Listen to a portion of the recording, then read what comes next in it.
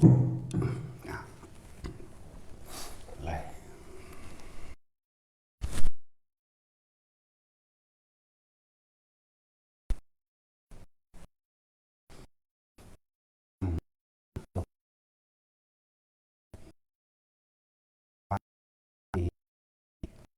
อันใดต้องเป็น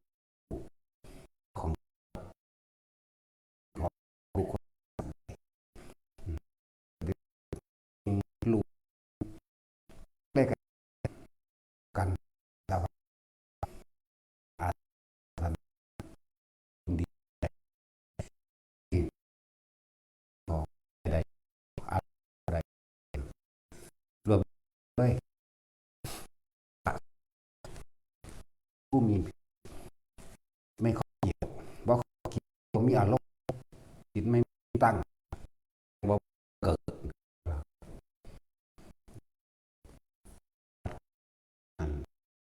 เอาบางทีสัตว์ระแต่เพิ่นมีเพาะมัน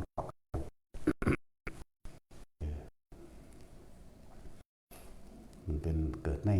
ตระกูลพราหมณ์แล้วก็เป็นผู้ละเพาะกันมาแล้วปลูกสัตว์ตัวนี้ตายเขาเบิ่งนี่ตัวนี้แพะแกะปลายลูกตามคนนี่ตายแล้วไปเกิดเศษตายแล้วนี่แล้วเป็นกายคนพูดเดียวเลยยากนะที่สิหาคนเป็นสวรรค์เลยเสียมาเลยถึงมีมาเลยทางทางเบิกที่สุดมากยิ่งจะยากแล้วก็สามารถตอบตามที่ละเอียดและชัดต่อว่าถึงเช่นมีคนยิ้มในตัวจนสุดท้ายเขามาเราได้ตอนนี้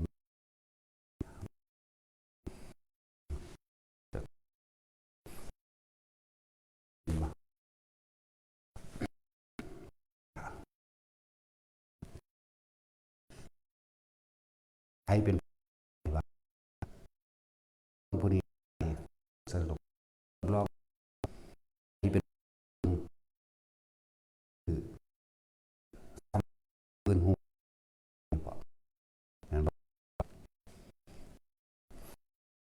เสียงโดนเลยเขาเรียกว่าแตกต่อเป็นผู้รับคนคือสาว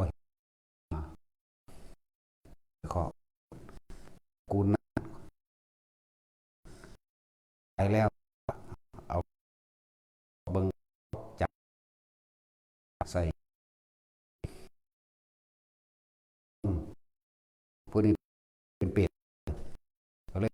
ว่าเป็นผู้ไหนว่าเป็นเปรตนะเออนั่นได้คนเสือนะนี่แหละเป็นเหตุว่าเชื่อเป็นเรื่องต่อกันมาละคนเชื่อสูตรอะไรว่าสอนพระเจ้าจึงทุกเข้าทุกคนบอกแต่อะไรยืนยันบรรลุว่าคือ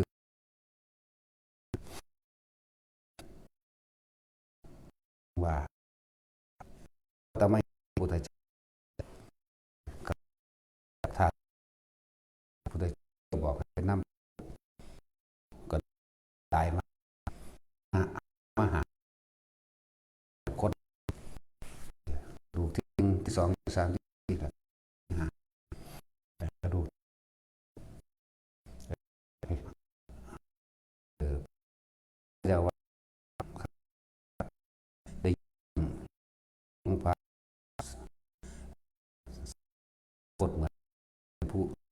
หรือทุกมันดูดจะกินนะจังหวะบาดนี้ก็เลยโบกมา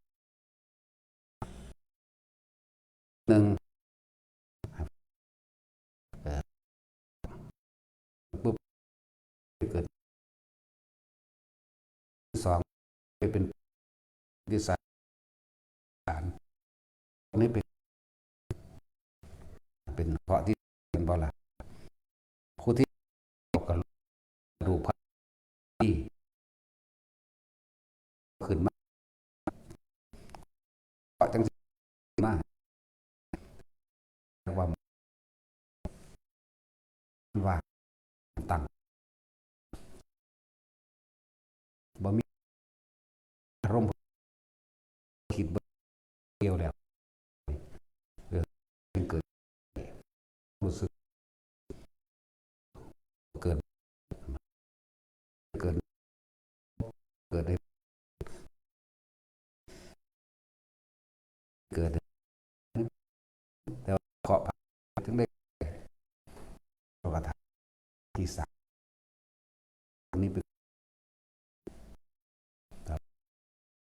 อึ่งแตกไว้พี่ไว้หน้าตัวเอง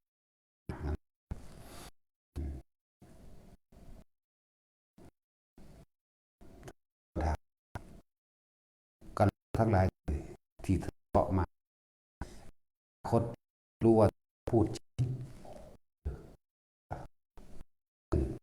กระดูก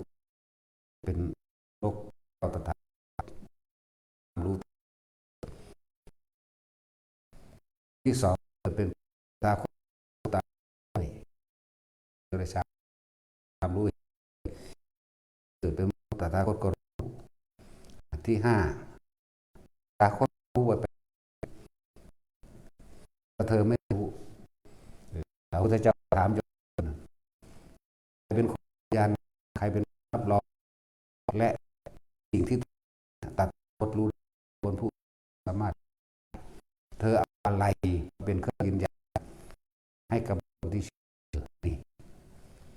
ทั้งสั้นแหละส่วนตถาคตรู้ได้เพราะตถาคต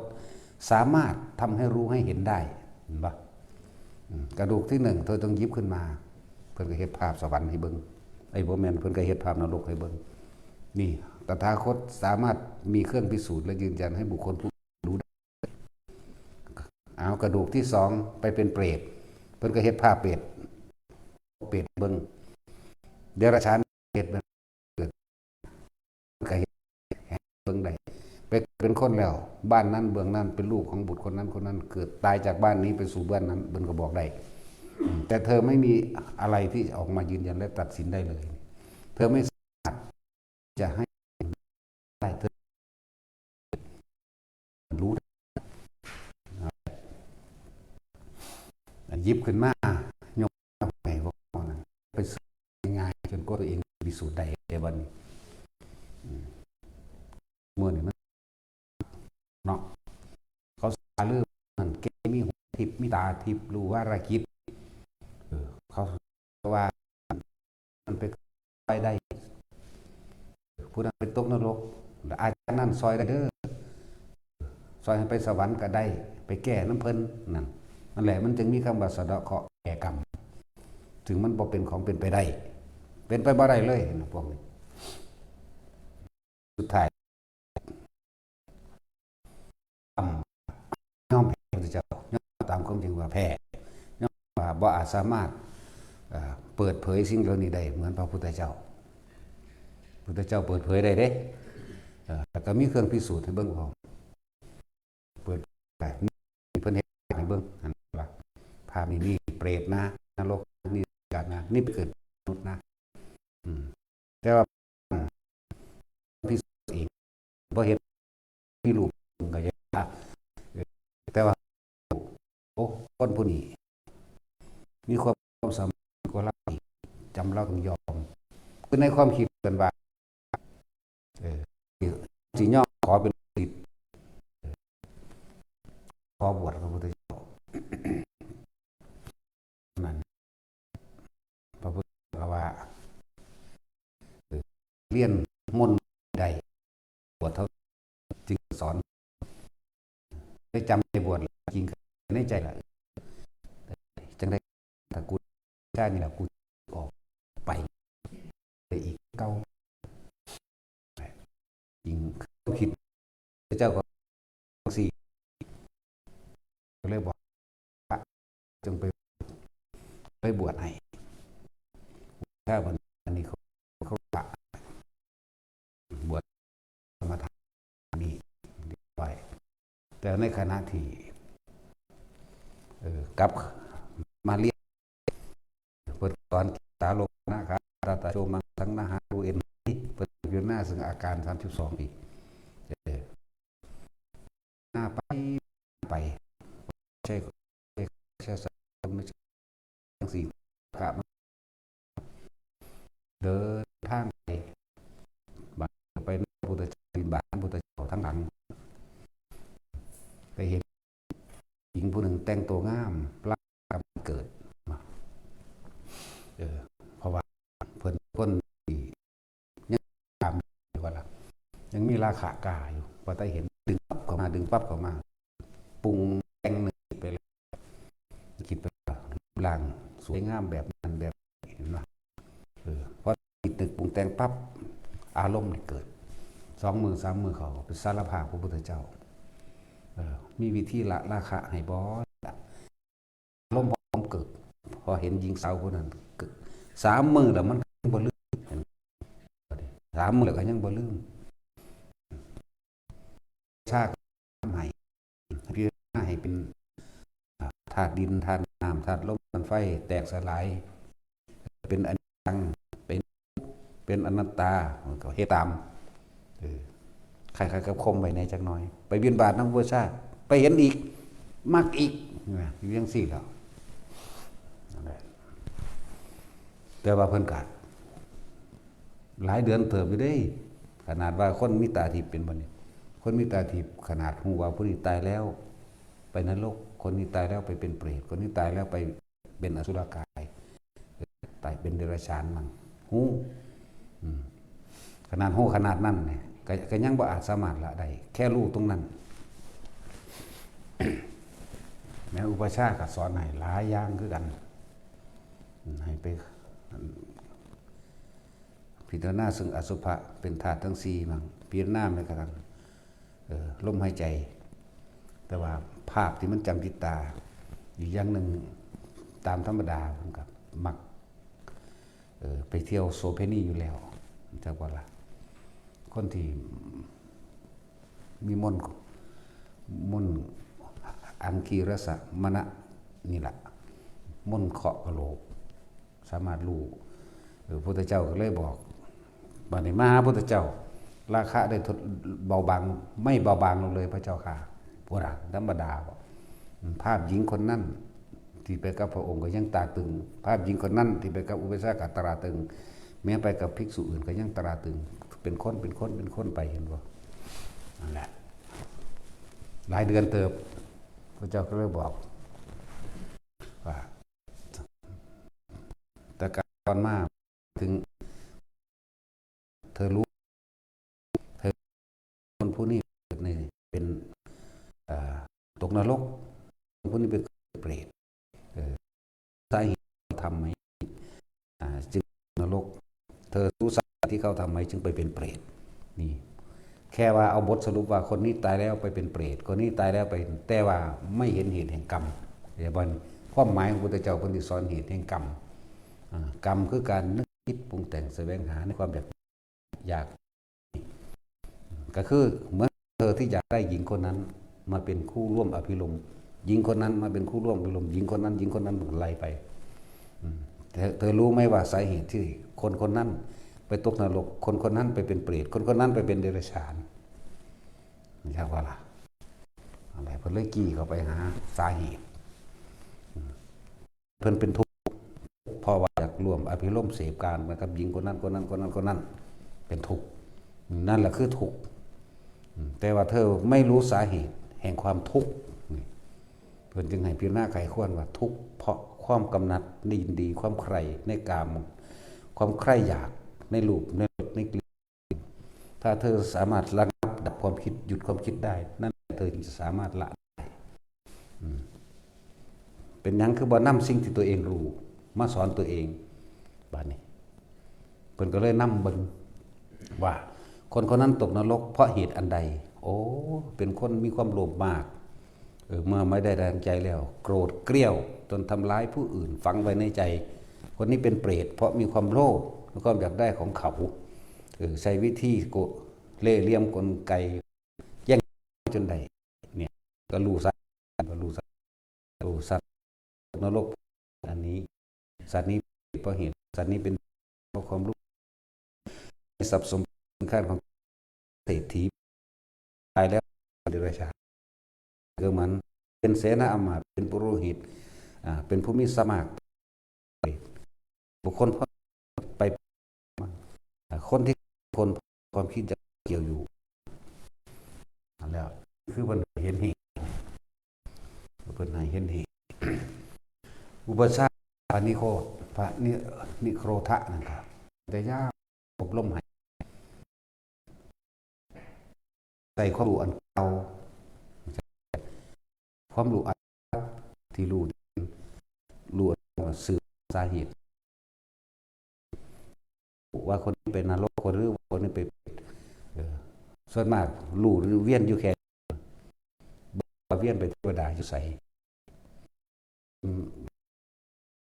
ตั้งแต่เพิ่นกะโหลกแต่ทั้งหลายเวียนว่ายแต่เกิดด้วยแค่นี้บ่ฮู้ว่าผู้นี้ไปสวรรค์บ่รู้เห็นบ่นั่นแหละพระพุทธเจ้าจึงบอกว่าคนส่วนมาก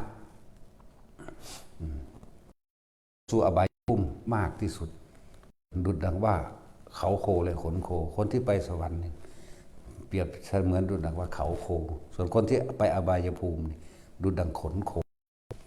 ตั้งแต่คิดมาเลยนี่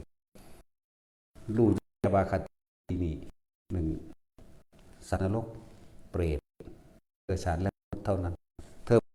ยิ่งกว่านี้อะไรบ้างเธอใจมั่งเลย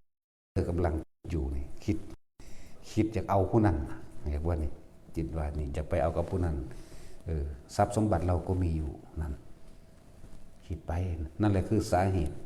แห่งที่เธอกำลังทุกข์เพราะความใคร่อยากในราคะนะเป็น4 จุดให้เลยแบบนี้เป็นจังหาวิธีให้ละอาสวะด้วยวิธีหยุดคิดคือการอานาปานสตินั่นแหละ เริ่มเข้าสู่ฝึกหัดอานาปานสติโดยให้ไปเอาความรู้นำจาก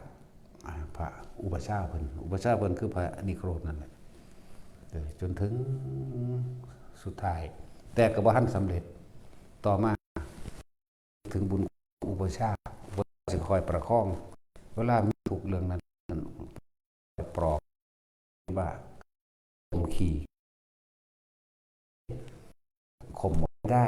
โดยการพิจารณาอสุภะก็พอมันแล้วมือแล้วเว้นไปก็ข่มเอาไว้ได้พิจารณาให้เป็นธาตุสี่แล้วมือแล้วเว้นข่มเอาไว้ได้ซื่อๆพวกสิ่งเหล่านี้เมื่อออกไปคิดจังใดราคะกำหนัดก็ยังเกิดขึ้นเหมือนเดิมแต่ว่าก็เห็นอุปชาสุดท้ายแล้วอุปชาก็ตายก่อนแต่เพิ่นบ่ทันได้บรรลุพระวังคิสะบ่ทันได้บรรลุอรหันต์เกิดความโศกเศร้าเสียใจห้องไห้อยู่ตลอดเพราะความผูกพันและสำนึกถึงบุญคุณของพระอุปชาเพิ่นนั่นแหละเมื่อเผาศพอุปชาเสร็จสับเรียบร้อยแล้วเขาไปถามพระพุทธเจ้าว่าอุปชาของข้าพระองค์นี่บ่รู้ว่าไปคติใดนั่นเธอเอากระดูกของอุปชาของเธอมาจับดูแล้วเคาะดูแล้ววิชาเก่าๆของเธอก็ยังมีอยู่เธอไม่อาจสามารถที่จะรู้ว่าอุปชาของเธอไปเกิดณที่ใดเห็นปะล่ะคนอื่นน่ะรู้ได้เบิดแต่อุปชาของเธอไม่รู้นั่นแหละคือนิพพานนั่นเจ้าบอกว่านั่นแหละคือนิพพานแต่เธอโอ้เพราะว่าเฮาบ่ถึงนิพพานนี่เองเฮาจึงบ่อาจสามารถรู้ว่านิพพานคือหยังอยู่ไสสภาวะเป็นแบบใดมีปรากฏการณ์เป็นรูปร่างลักษณะแบบใด ส่วนสภาพภาวะของสัตว์นรกรู้ได้เปรตรู้ได้สัตว์เดรัจฉานรู้ได้สุรกายรู้ได้รูปร่างหน้าตาแบบนั้นอธิบายได้และเกิดเป็นคนก็รู้ได้แต่ว่าสภาพของพระนิพพานรู้บ่ได้แม้กระทั่งสวรรค์ตัวเองก็ยังบ่เคยเห็นเพราะคนส่วนมากที่เพิ่นเคาะมาเรื่อยๆส่วนมากลงอบายสูงสุดแค่คนนะแต่ว่าสิไปเห็นว่าไปเกิดสวรรค์ยากเพิ่นจึงยังความสลดใจพระพุทธเจ้าก็เลยสอนตรง ตอนนี้เธอเป็นทุกข์เพราะอะไรเป็นทุกข์เพราะคิดถึงอุปชาอุปชามีบุญคุณเหลือเกินอุปชาว่าถ้าเกิดเรื่องใดขึ้นพระอุปชานี่ค่อยปลอบประโลมให้พวกข้าพระองค์อยู่มาได้ถึง3 เดือน 4 เดือนนะก็ถ้าเกิดนั่นขึ้น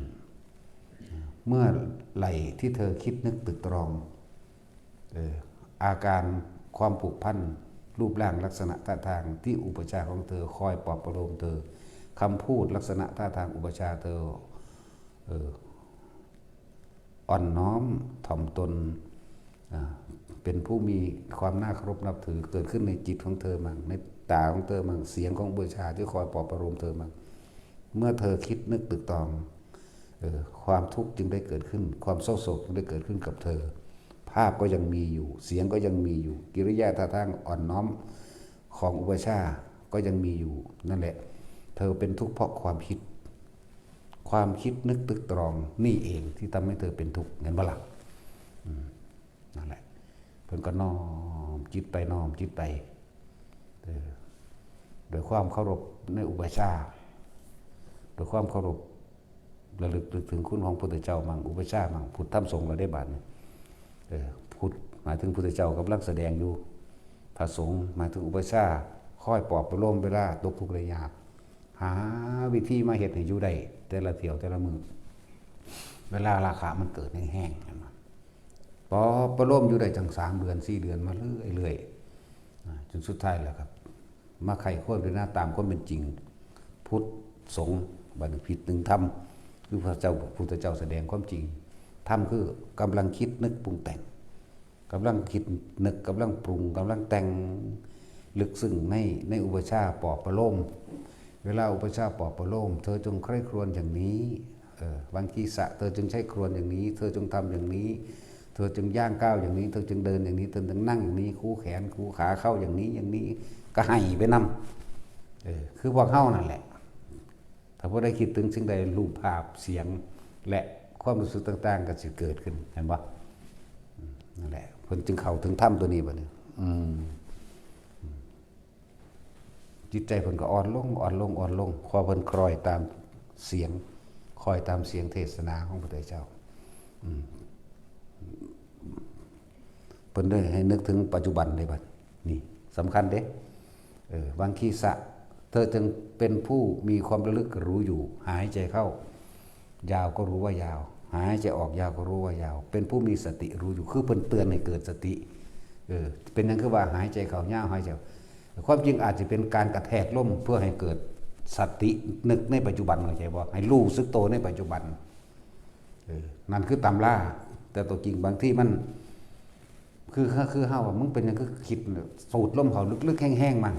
ทางออกสูดเข้าทางออกสูดเข้าเพื่อให้มีสติรู้สึกตัวในปัจจุบันขณะนั่นแหละ หายใจเข้ายาวก็รู้ว่ายาวก็เฮ็ดน้ำเด้เข้ายาวออกยาวก็ยาวแล้วก็เริ่มผ่อนลงมาเริ่มกลายเป็นปกติเพราะว่ายังเฮาเอาความคิดนี่จากว่าละรูปออกแล้วคือบ่คิดถึงอุปชาแล้วนี่เพิ่นบ่คิดถึงอุปชาเพิ่นแล้วแต่ว่าเพิ่นคิดถึงลมหายใจทำความรู้สึกอยู่กับลมหายใจเข้าและออกเลยเป็นลมปกติ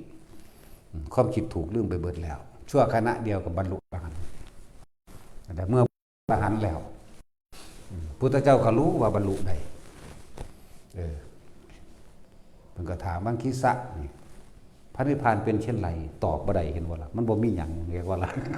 จังซั่นตัวนั่นแหละวังคีสะกับบรรลุอรหันต์มันตอบบ่ได้มันเป็นสภาพว่าว่างจากความมีอัตตาตัวตนว่างอย่างยิ่งแต่ว่ารู้อยู่ซื่อๆนี่แหละรู้ว่าว่างเรียกว่าล่ะมันสิไปวาดภาพบ่ได้เด้มันเป็นเมืองนี่เห็นบ่ล่ะมันบ่ได้เป็น สิ่งที่มีอยู่แล้วสิไปวาดสิ่งที่ว่างจากตัวเองตัวนี้มันบ่มีความวาดใดเลยหาแหละพวกเขายังไปล่าอยู่กับเนียนแน่หนึ่งนั่นแหละเบิ่งเด้อวาดได้อยู่บ่ทุกคนมันปรับหรือตัวนั้นเกิดขึ้นแก่ตัวแต่ว่ามันขาดความเรื่องใดจนถึงยา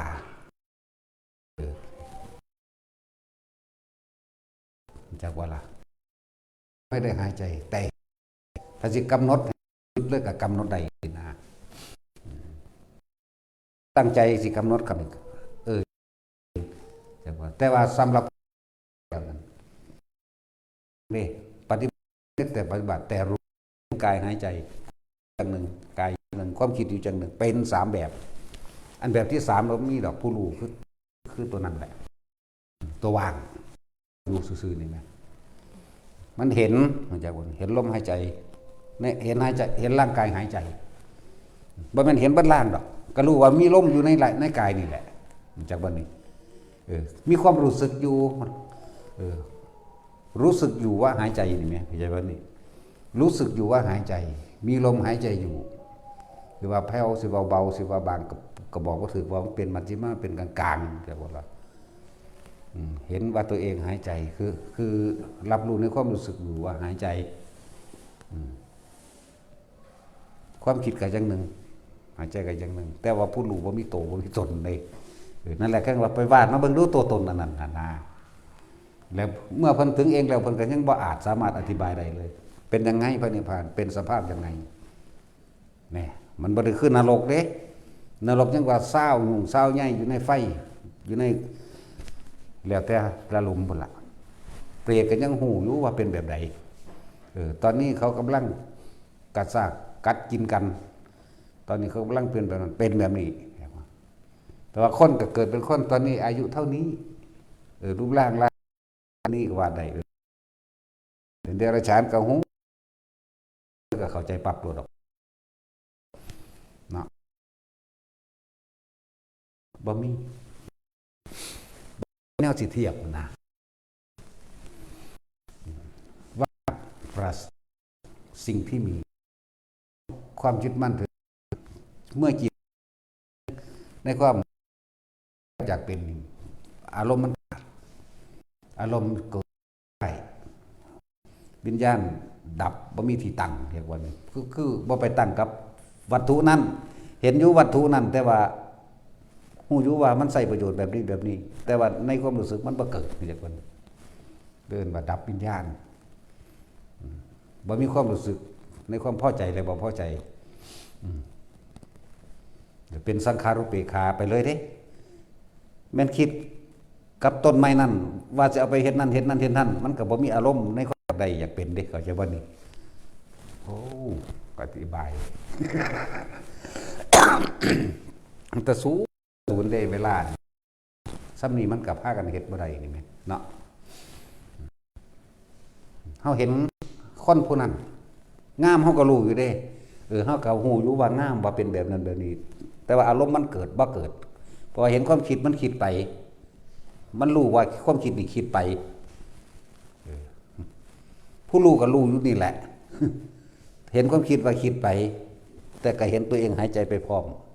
ความคิดไปคิดกับผู้นั้นคิดไปบ่นี่บ่มีอารมณ์ในความอยากใดเลยอยากเป็นเลื่อนว่าจิตไม่มีที่ตั้งบ่ไป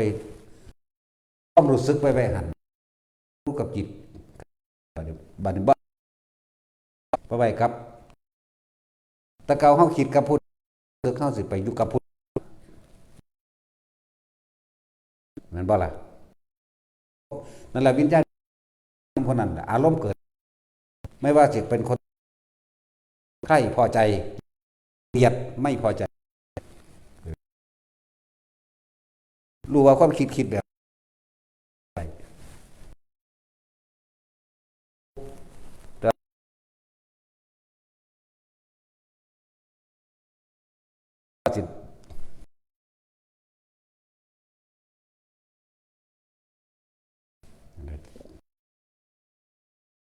นิพพานขาดรูปบ่ได้นะก็มาอุปมาเท่านี้แล้วมันเถอะขออยู่กับอุณาโลมในใดเถอะ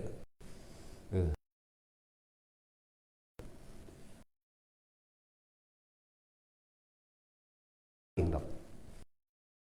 มีหน้าที่โดยการจับ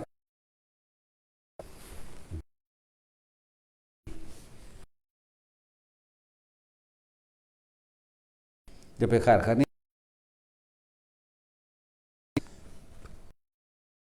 ออกมาได้อยู่กับลมมัน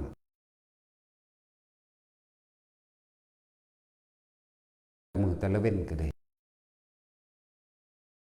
ร่วมกับร่วมใด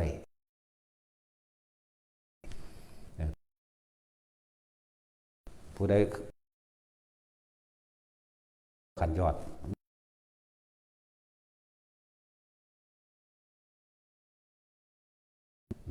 อยู่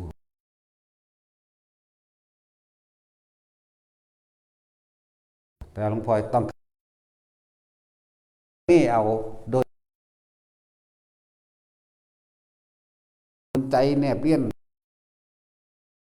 หรือเคลื่อนที่ของรูลมอุณาโลมได้รูหัวได้รูลงแน่นอนบ่ให้ประมาณเลยเด้ลมหายใจเกิดขึ้นมาแล้วทำให้ชิน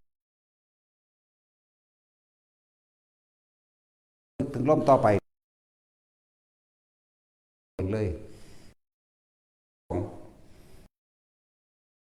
เป็นเลยการปิตินะมันเป็นเครื่องยืนยันเดินชั้นที่สองคือปีติเกิดสุขเอกตาชั้นที่สามเหมือนว่าสุขเอกคตาคือสุขไม่มีนั่นแหละคือมันสงบมันอันนี้สิคิดจากได้อยู่ดูได้สีมันเข่าเขานิยมปันใดตอนนั้นคือเราเองของมันเด้ตึงบอกว่าคนที่เดินจงกรมอยู่กับสร้างในช่วงนี้คือเขาจับจุดอุณาโลมได้แล้วมูภิกษุสงฆ์เขาไปบิณฑบาตจับอุณาโลมไปบาลาบางทีมันกับแวบไปคิดอยู่แต่ว่าความรู้สึกยังอยู่เหมือนเดิมเข้าใจว่าบางที่มันกับแวบไปคิดโอ้อีนี่งามเว้ยแต่ว่ามันกับว่าต่อเนื่องดอกพอมันอยู่นี่คือเก่าอยู่เดี๋ยวมันก็ค่อยๆขาดไปเองหน่อยความคิดเตือนนั่นแหละเดินบิณฑบาตไปจับจุดอุณาโลมไปบางคนก็ความรู้สึกอยู่กลางคิ้วบางคนก็อยู่หัวมั่งเด้อเลื่อนว่ารู้สึกตัวทั่วพร้อมจิตหนึ่งรับเอาความรู้สึกที่เป็นหนึ่งส่วนมากอยากให้มันนี่ก่อนหน้าผากก่อนจังขึ้นไปหัวอันนี้มันจะเป็นเราเองหน้าผากขึ้นหัวจังมาลงทำกลางอกหน้าผากยังไงหัวยังไงอกก็อย่างนั้นเด้อฟังดีๆหน้าผากยังไงนี่น่วงนิ่มๆกระจัดกระจายหรือเย็นลุ่มลึกหรือต้นโยนก็ตามเย็นลำลึกก็ตามหางคนก็บอกว่าเป็นต้นหางคนก็บอกเป็นน่วงหางคนก็บอกเป็นนิ่มๆมันก็ถ้าหน้าผากเป็นใดหัวก็เป็นนั้นหน้าอกก็เป็นอย่างนั้นเรื่องว่าความรู้สึกตัวต้องเป็นความรู้สึกเดียวนั่นแหละรู้ยุ่งสั้นเรื่องว่ารู้สึกตัวพร้อมหรือจิตหนึ่งอยู่ในอารมณ์ที่เป็นหนึ่งก็ว่าเป็นอุเบกขาได้นี่จังเป็นได้อุเบกขาต้องอารมณ์ต้องบ่ไปหาผู้อื่นแม้ความคิดจะคิดกระชังคือเข้าปฐมไปสุดนี่ครับว่าอารมณ์จะบ่เกิดกับคนที่เขาเห็นสิ่งที่เขาเห็นหูที่เขาได้ยินนั่นแหละแต่ความรู้สึกตัวไม่อยู่แม้นถึงขั้นว่าห้ำเพ่งหึมเพ่งไปน้ำเขากระสานแต่ความรู้สึกตัวยังอยู่เหมือนเดิมเลยนั่นเป็นแค่สัญญาสื่อๆเด้จากบ้านนี่มันเป็นของมันเองอย่างสั้นอะไรถึงขั้นนั้นฟังดีๆจับใจความเรานั่งไปน้อมใส่ตัวเองบัดนี้น้อมเข้ามาใส่ความรู้สึกตัวเองให้มันได้นะขาดแค่นี้เอาบ่ได้สิ่งเหล่านี้เราต้อง ให้ทุกคนแบบจะผ่านขั้นตอนสร้างก็สร้างมันแต่ว่ามันมั่นคงอยากว่าอันพวก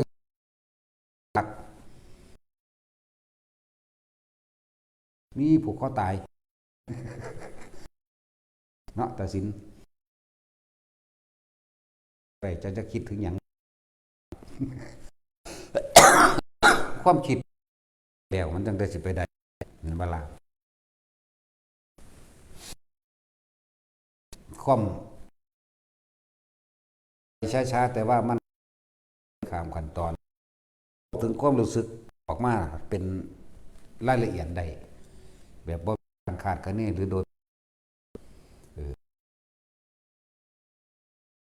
ประมาณหรือ22ประมาณ20เหมือนเดิมนี่ค่าโดยเอาไปถอดนี่เวลาเท่าไหร่ถ้า32 นาที32 นาที1 ชั่วโมงกับ32 นาทีเด็กถ้าโดยประมาณว่าชั่วโมงหนึ่งบ่ได้เปี้ยงขึ้นใส่ทันทีเด้สืบนิสัยแบบนี้เพิ่งโอ้บ่ให้มีค่าโดยประมาณเลยหลวงตานี่เมื่อกี้เพิ่นทุ่มว่าเอาเดินทางเนี่ยไปอำนาจเจริญใช้เวลาเท่าไหร่มาหอดแล้วถามเด้ตากแต่ว่า45 นาทีเด้โดยประมาณ3 ชั่วโมงเปี้ยงใส่เลยเลอะขึ้น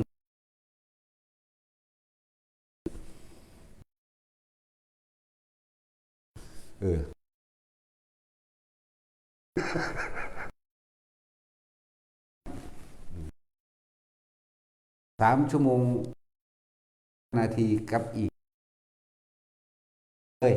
นี่จะอีพ่อใหญ่บัวบอกได้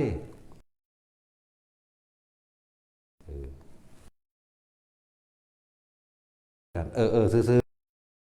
สังเกตเอาขนาดนั้นชั่วโมงกับ4 นาทีครับนี่หรือ7 วิยิ้มคำตอบอย่างเป็นเบาได้อันประมาณว่าบ่มีทาง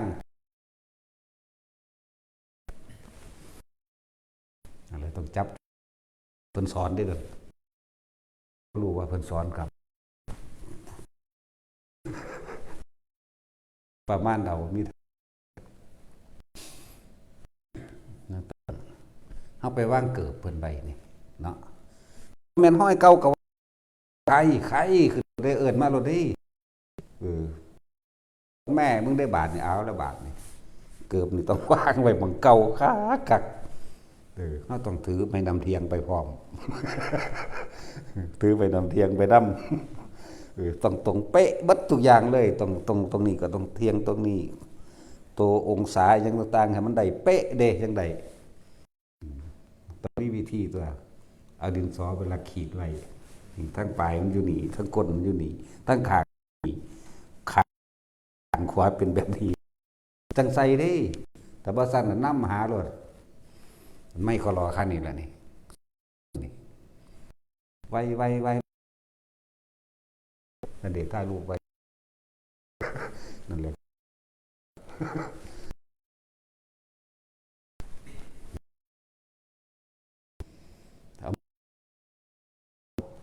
ไม่ไปห้อยเขาต้องของเขาได้เด้เนาะของเพิ่นน่ะมันไม่ได้ไหลนี้ตีออกถ้าจะไม่เหยียบวัดธรรมดาเด้เก่าอันนั้นทุกคนให้แม่นเองดิขั้นตอนถอดออกจากตอนล่มแบบนี้ล่มเย็นแบบนี้นั่นแหละพลาดแต่มันคงอันซ่านั่นแหละอยากว่า จังเวลา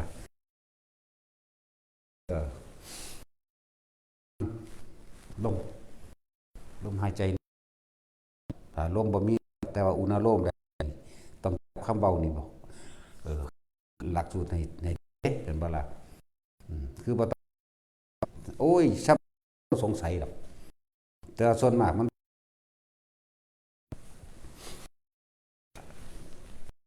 ผู้รู้ลมแรงก็ไปฝึกเอาเด้อยืดก็หายใจกับอุณโลมเดินลมกันได้ท่าไหนก็ช่างอุณโลมเกิดกันได้หลับตาและลืมตาลมยืน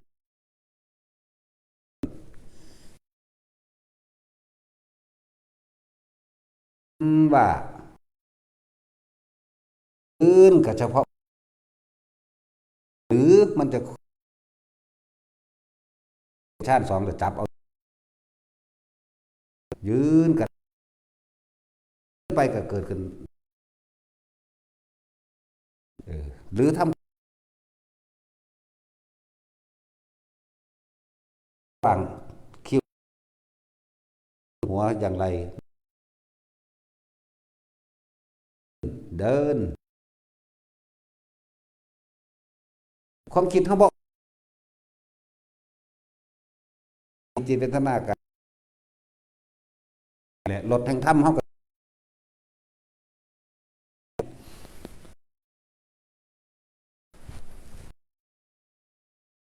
เวทนาจิตธรรมประธานสี่ชัดๆอธิ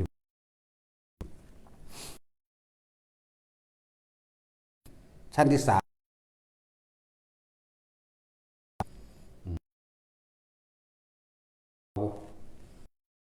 เอา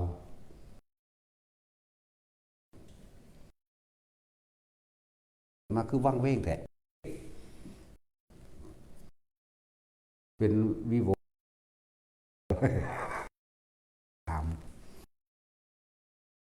หนึ่งข้อเป็นเองก็จะบ่คือให้เป็นเอาเอง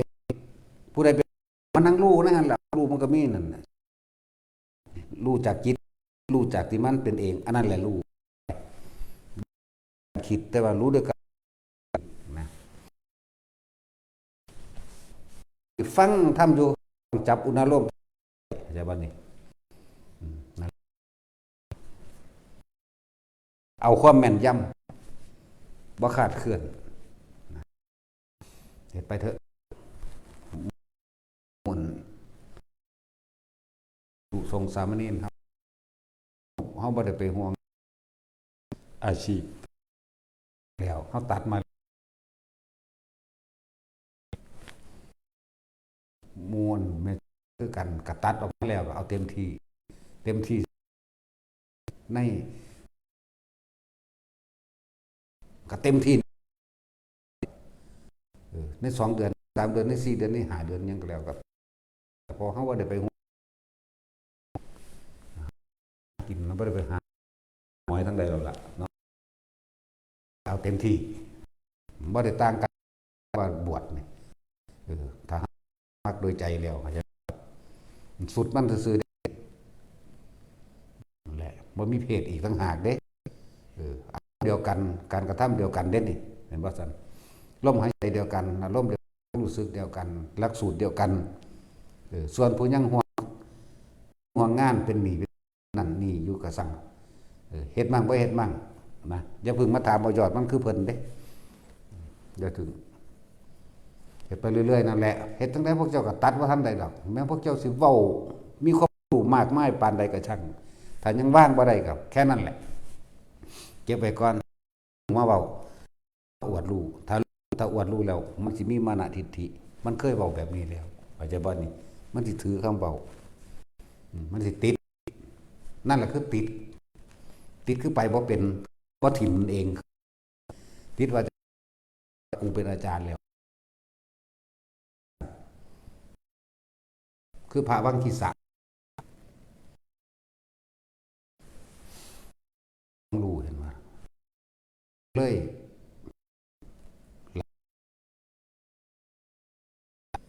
4 เดือนถึง5 เดือนคนเด็กประชาพานี่นี่นี่นี่โครดหรือพาทะนั่นแหละจนปะคนละโศกเศร้าเสียใจชาหมดละความว่าตึกตอง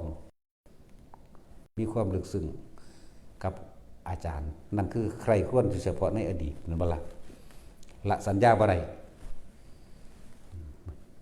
เขามาหาพระพุทธเจ้าขณะยุตต่อหน้าพระพุทธเจ้าความคิดยังไปอยู่ในอดีตพุทธมาบอกว่าพระพุทธเจ้าหาวิธีว่าให้เฮ็ดจังใดมื้อผู้ขาจังสิคลายความเศร้าโศกได้แต่ว่าความคิดนั่นยังอยู่นำอุปชาตอนมีชีวิตเข้าใจบ่นี่ทั้งอุปชาเผาแล้วเนี่ยเอาถือตะกระดูกไว้อยู่นี่นั่นแหละจุดต่อหน้าพระพุทธเจ้าแท้ๆกันบ่ฟังเพิ่นมีแต่เว้าเพ้อไปแต่ของเองนั่นน่ะนั่นแหละเพิ่นจึงบอกให้สูดลมหายใจเข้าลึกๆเพื่อสิเรียกสติขึ้นมาให้มันอยู่ปัจจุบันได้นี่ตะกี้มันอยู่อดีตนั่นบ่นี่พระเจ้าข้าความเศร้าโศกความคิดลึกๆถึงอาจารย์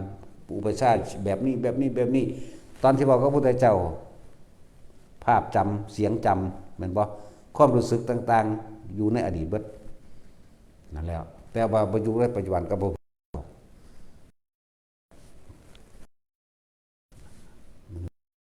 คอยเบาดึงสติเรื่อยอ่อนลงลมหายใจเห็นมันนั่นแล้วสูดลมหายใจเขาครับว่าเมื่อเลยถ้าที่เว้าตามพวกเขาว่าก็ลึกๆดูสูดวืดเขากลางออกวืดกลางออกอย่างมาอยู่ในปัจจุบันถึงปัจจุบันได้เมื่อมันปัจจุบันได้อดีตก็เกิดบ่ได้นี่ต้องว่าหลายอย่างจุดใดของเพิ่นเองดอกอ๋อคือสื่อดอกว่าอ๋อ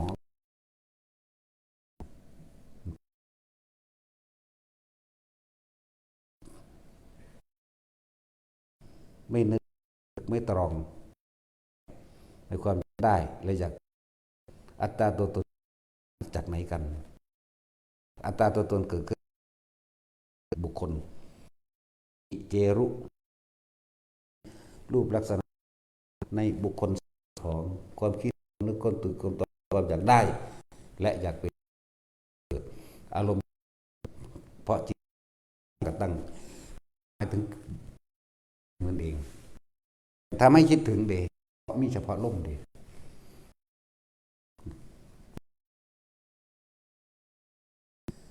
ความพบดับชาติจะจากไหนกันตัวมันนั่นแหละจังว่าเพิ่นบรรลุอธิบายมีตาอุปเพิ่นก็เป็นผู้ในการตอบถ้อยคำสละสรุปแหละแต่งซ้ำโดยสละ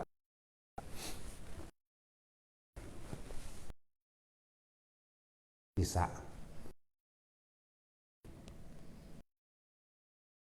มโนมยิทธิสามารถระลึกในอดีตชาติตกนรกเป็นกษัตริย์เป็นผู้มีฤทธิ์มีเดชว่าล่ะมันเคย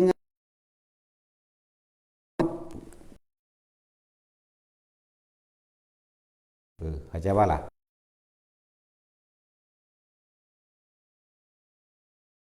ถ้ายังมีไปทำมาหากินเราอยู่เนาะเกิดเป็นอีหยังชื่อว่าบ่ถูกบ่มีเลย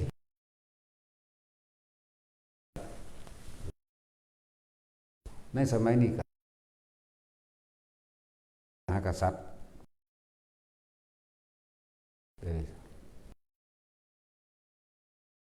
ผี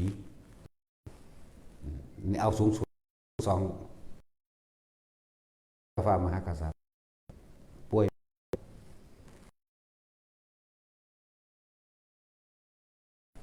พัดพรากตายซึ่งว่าเกิดอะไรมากันเบิดเด้บัดนี้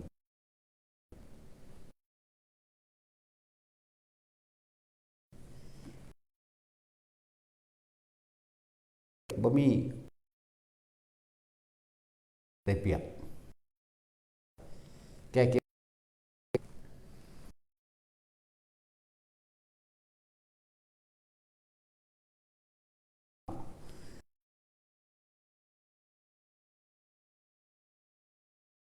ป่วยเป็นโรคนั้นโรค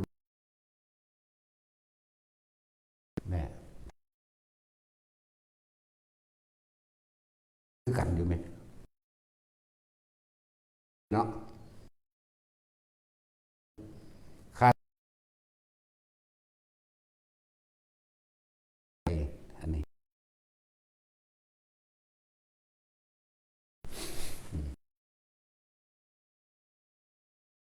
เมื่อกันลำเอียงให้ผู้นั้นหลายกันเบิดอย่างว่าเราสิปฏิบัติไม่เพียงใดก็ช่างเถอะพอใจนี่ไปเกิดเงินบ่ต้องสะอ่อนเห็นนี่พวกนี้เป็นเว้ากระช่างอันในเห็นมีความสามารถเพียงใดก็สร้างแม้เฮินเดินอากาศก็สร้างแต่ห้อเฮินเดินอากาศไปแก่ไปเก็บไปตายเหมือนกันนั่นแหละมันบ่ล่ะท่านตัวจังว่าเฮาจึงให้หยุดความทะเยอทะยานอยากแล้วความอยากใดและอยากเป็นแม้แต่อรหันต์ก็บ่เป็นนี่จังว่าล่ะขอให้มีสติระลึกรู้ทำความรู้สึกในลมหายใจเข้าออกของเฮานี่1แล้วก็รู้อยู่กับอุณหภูมิอยู่ในความรู้สึกในกายของเฮานี่เฮ็ดอยู่แค่นี้แหละเฮ็ดไปจนตายพุ่นล่ะแม่นบ่เฮ็ดก็ตายอยู่มั้ยเนาะนั่นแหละรวยก็จะไปเงือดก็รวยไปตายนั่นแหละดีบ่ดีแผนแค่ความคิดของเฮาว่าเขารวยซื่อเด้ตั้งแต่นี่เป็นเท่าไหร่พันล้านเนาะเห็นขี่รถคันงามๆแต่งตัวดีๆมันนอนหลับบ่ล่ะมันมาเอาตีนใกล้หน้าผากพุ่นบ่มันกลุ้มใจเรื่องใส่หนี้เนาะนั่นแหละท่านจึงบ่เงิดก็เลยมาสรุปคำว่าภาษาหากินซ้ำตายพวกเขาบ่มีหยังเลยหังดีเด้เขาจังบ่เสียดายเนาะอันนี้เขาบ่ได้มีสมบัติอีหยังเลยเพราะไปคิดถึงคิดฮอดบ่มีแนวเสียดายเด้นอนเด้อมังได้ก็ได้นั่งอยู่มังได้ก็ได้ไปก็บ่ต้องมีคนมารักษาเฮาดอกแม่นบ่ซั่นของเขาเจ้าบ่ได้พวกอันประธานาธิบดีบ่นายกบ่ต้องมีคนแลนหุ่มบ่เป็นอิสระเนาะเป็นตาเลี้ยงโตนเขาได้มายุ่มมายางไปเนาะเฮาเลี้ยงโตนเขาซ้ำเด้ประธานาธิบดีเป็น100 200พุ่นอันอลาขาอุ้ยกูสิไปเหี่ยวใส่ก็บ่ได้ ต้องไปบังเอาอันนี้เฮาโว้ยบ่ได้สนใจแล้วนั่งปั๊บลงก็เหี่ยวใส่ก็เหี่ยวแมงแล้วเด้อมึงผู้ใดเห็นเนาะ อันนั้นบ่ได้สิไปยืนเหี่ยวก็ได้อยู่หั่นฝุ่นอลาขาเต็มอยู่อยากอายคนเนาะสิไปกินอีหยังกับฝุ่นบลึมบลำไปละตอนล่ะมันก็บ่รำคาญบ่เนาะพอเข้าไปสบายเนาะแต่จุยเขาสิว่าเฮ็ดอีหยังได้แต่ละอันแต่ละอย่างห้าปวดเหี่ยวรุนแรงเด็กกูจะยืนใช้นี่ได้เฮ็ดจังได๋มันอยากอายเขาเนาะคือตัดสินสบายเด้เบิ่งไปกูปวดเหี่ยวกูเหี่ยวแมงใส่กกใหม่โลดสบายบ่สับอันนี้จะบ่ได้ฝุ่นเต็มอากลากอยู่เป็น100นั่นแล้ว ต้องเข้าห้องน้ำต้องไปมองบังอย่างเดียวถึงจะได้เนาะขนาดบังยังก็บ่กล้าขี่แตกแห้งเด้ยุ่มไปจักหน่อย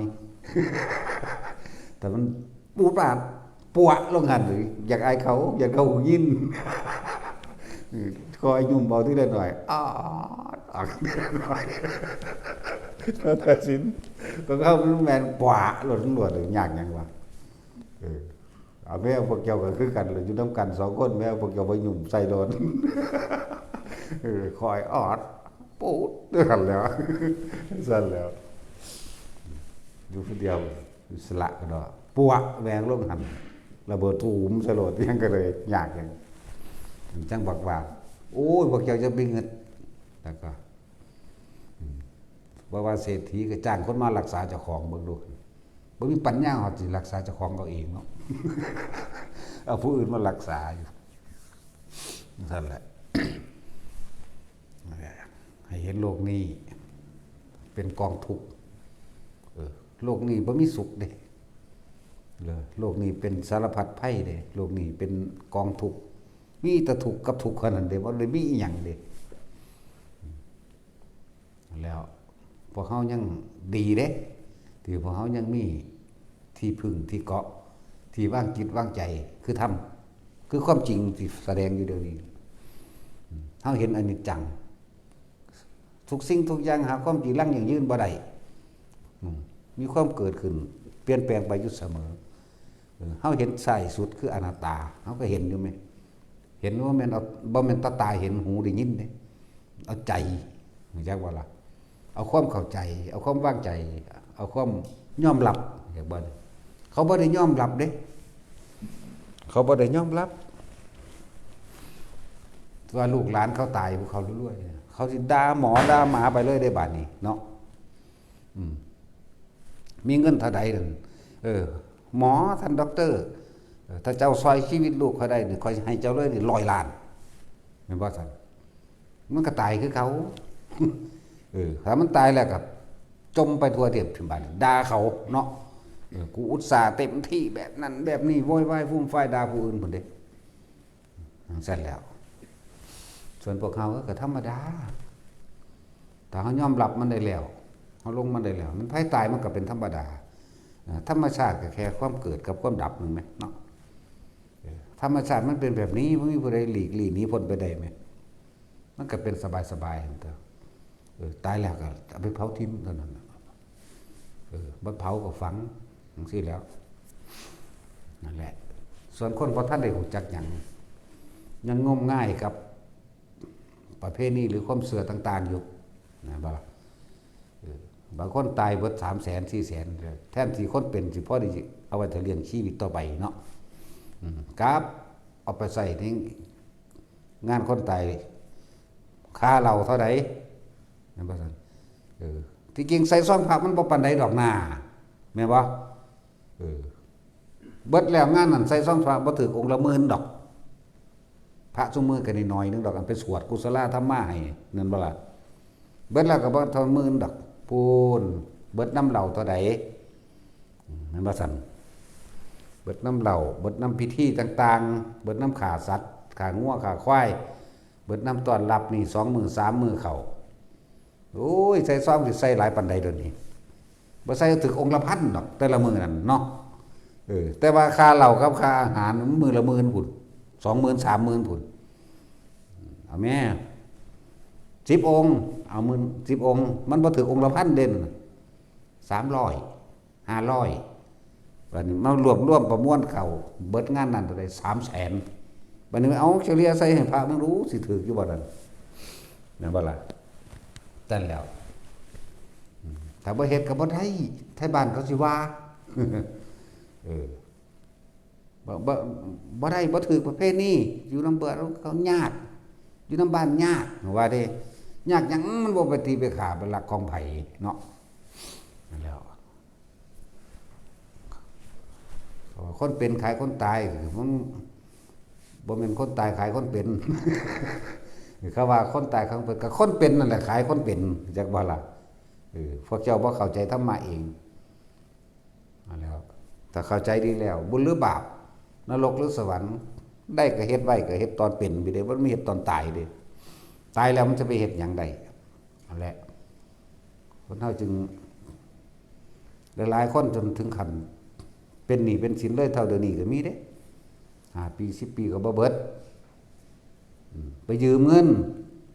ไปยืมผู้นั้นไปยืมผู้นี้มาเพื่อสิจัดงานบ่ว่าสิเป็นงานศพบ่ว่าสิเป็นงานทำบุญหา100 วัน100 ปีหรือแจกข้าวหาบ้านเฮาเอิ้นแจกข้าวหามั่งงานศพนี่ก็นึงแล้วแจกข้าวหาก็อีกแม่นบ่ซั่น 5 ปี10 ปีจังทำบุญหาแจกข้าวหาเพื่อสิรวบร่วมกันมาได้เดี๋ยวบางผู้ตกนรกผู้เป็นเปรตอยู่หันเท่าไรปี บ่ได้กินหยังแกงเรือดอกยากน้ำพวกนี้เนาะเริ่มก็ตายแต่สิเอาไปเผาเลยก็บ่ได้บางคนก็คือบรรลุวิธีเลยแหมแบบต้องเป็นไปตามนี้ต้องเป็นไปตามประเพณีของบ้านต้องเฮ็ดไปแบบนี้เท่านั้นนะบ่จักหยังเลยนะต่างคนต่างถูกต่างยากบัดนี้เนาะแล้วผู้พาเฮ็ดก็เฮ็ดไปตามความเมาความบ่รู้นั่นแหละเฮ็ดจังได๋บัดนี้เอาไว้จักมื้อไล่เบิ่งได้บัดนี้ผู้เฒ่า บ่แม่นผู้รู้เด้ผู้เฒ่าซื่อๆเด้เฒ่าหัวงอกซื่อๆเด้เฒ่าราคะและตัณหาปัญญาถึกพร้อมไล่เบิ่งตายมื้อนี้วันจันทร์ตายคือว่าตายวันเสาร์เอาไปจัก3 มื้อเสาร์อาทิตย์โอ้ยอังคารไปบ่ได้เลยเป็น4 มื้อบัดนี้อังคารไปบ่ได้แล้ว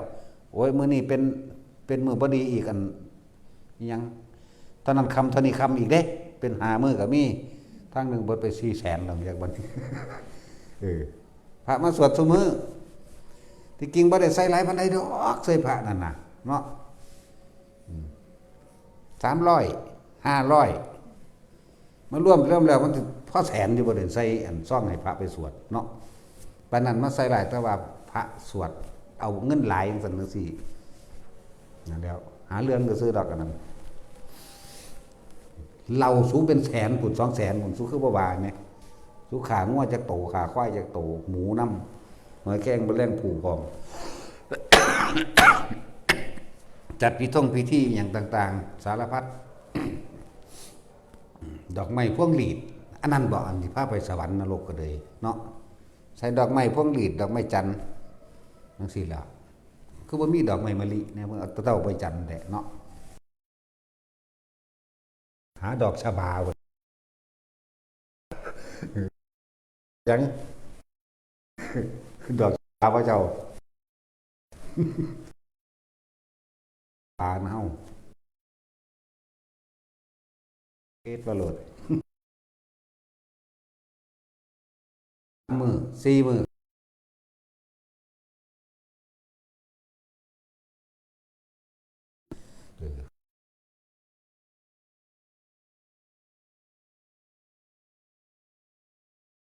บาทนี่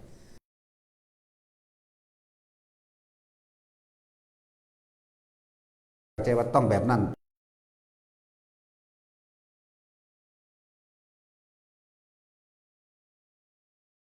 นี่เนาะ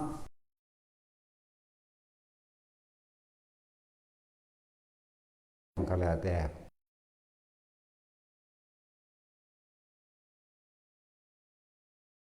อาจจะเอาไปจ่าย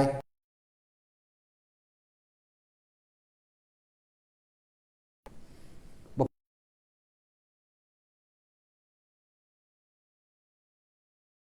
เป็นคนพี่เด้อ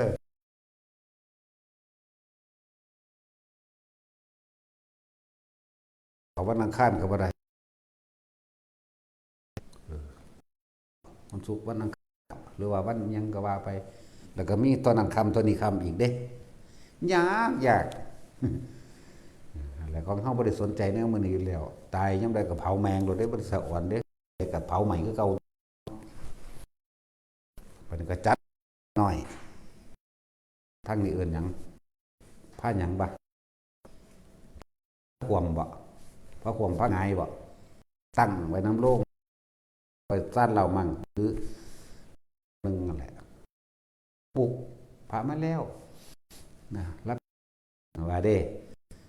บางงานก็เล่นแบบจุดธูปเฝ้าเทียนอีกบ่ให้เทียนดับแต่เทียนดับสิบ่เห็นทางไปสวรรค์ว่าซั่น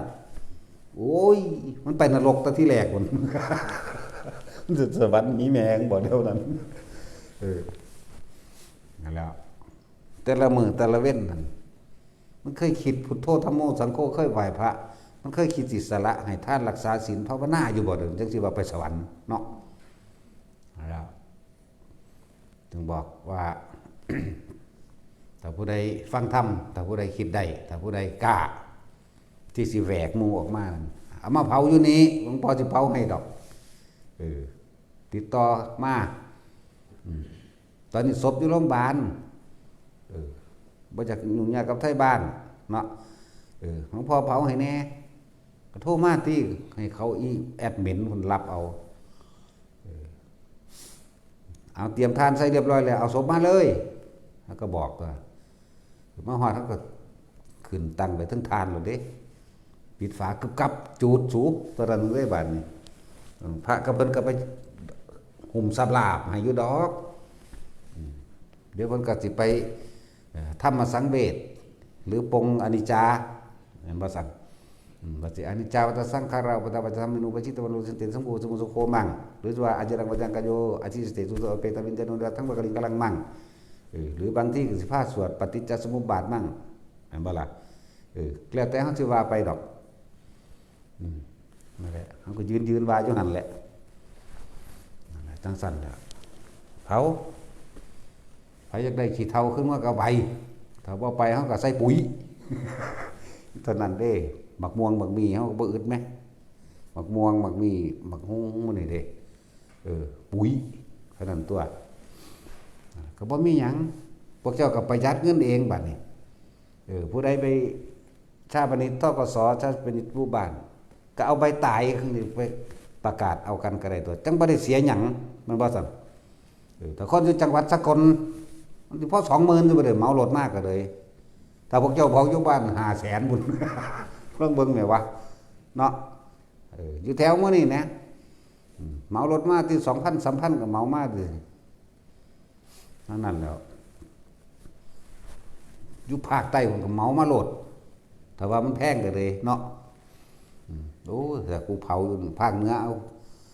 200,000ได้กูวะกูไปเผามึงพอก็ได้เขา20,000 30,000รวยก็มาติเนาะซั่นแล้วทั้งนี้สิซื้อทานไว้ให้ดอกง่ายๆตายแล้วมันบ่แม่นว่าสิได้บุญบาดตายมันตอนเป็นที่เฮามีชีวิตเฮาเฮ็ดอยู่พี่เด้นั่นล่ะถ้าได้เปรียบเทียบพระอัญญาโกณทัญญะไผไปเผาเพิ่นเดี๋ยวนี้เพิ่นเป็นพระอรหันต์พุ่นเด้ล่ะแต่ก็ตามธรรมตามผู้ตามปาที่เฮาไปฮู้ไปเห็นว่านี่เฮาก็รู้ได้เห็นกระดูกเป็นพระธาตุจังซี่เฮาเห็นเฮาก็ทำวัดบูชาคุณพระรัตนตรัยทำสงฆ์เรียบร้อยเฮาก็ยัดไว้แล้วก็เฮ็ดเอาแค่เอามือกอบๆใส่แล้วกราบแล้วก็หนีเท่านั้นได้ล่ะเป็นพระธาตุน้ำถ้ำน้ำผาน้ำแต่ละอันแต่ละหม่องเฮาก็เห็นอยู่ไผไปเผาเพิ่นซั่นจังซั่นแล้วคือเป็นอรหันต์พุ่นเนาะเดี๋ยวก็ถามว่ารู้ได้ว่าได้อรหันต์กูรู้ก็แล้วกันสู้จากพิสูจน์สู้กับว่าเห็นคือกูติเนาะนั่นแล้วเฮาบ่ได้มีอันแบบพระพุทธเจ้าดอกพุทธเจ้าเนี่ยเพิ่นใส่พุทธาธิษฐานได้เลยเด้ที่เพิ่นว่านี่ที่บางทีสะรู้ได้ว่าไปนรกนี่เพิ่นก็พุทธาธิษฐานได้เลยเด้เพิ่นสามารถเปิดได้ตลอดเฮาก็มาฝึกเอาที่ผู้ใดอยากรู้เนาะสู้เข้าไปชั้นนั้นแล้วสู้ก็ถอยออกมาชั้นนี้ปุ๊บสู้ก็ทำจิตวางๆไว้สู้วิตกเอาไว้แล้วซะก่อนแล้วถิ่มความวิตกมันนั่นสิเกิดขึ้นเองดอกรู้ตัวเท่านั้นตัวเฮ้ยภาษาซ้ำนี้เนาะเห็นไปเห็นมาไม่จะเห็นหยังเด้มันสึงลึงอยู่นี่แหละดีที่สุดเห็นแล้วมันยากว่ะยากลำบากเรื่องงานเผาศพผู้ใดอยากประหยัดก็มาพี่ตัวเนาะถ้าผู้มีอยู่ก็แล้วแต่สั่นแล้วแต่ เจ้าจากจัดเจ้าจากวานเงินวานทองไปน้ำถนนพ้นทางเขาตอกเขาแตกก็เฮ็ดไปมันว่าซั่นนั่นแหละว่าแต่มีเหล้ามีขาสัตว์ว่ามีทางว่าพวกคนตายสิได้ไปบุญนะสุดท้ายของผู้ใดจึงนั้น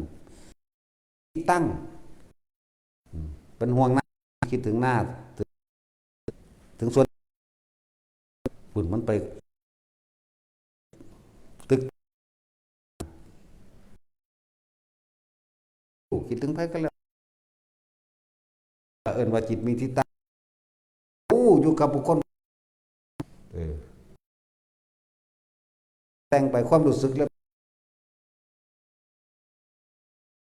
ตึกตองอยู่พุ่นแล้วอารมณ์ไปเกิดวิญญาณเกิดชาติเกิดไปต่อไปทันตัวมันไปกระทูนถ้าพวกเข้าฝึกลมหายใจอันครับมึงลูกไปตั้งจิตอยู่กับไผก็ได้เกิดกับบุคคลมันเป็นอุเบกขาของมันเองยังน้อยๆเว้ยมันจะคิดว่าหลายทั้งสี่แหละแต่ผู้ใดอยู่เรื่อยๆยังสิอัธนาเฮ็ดเอา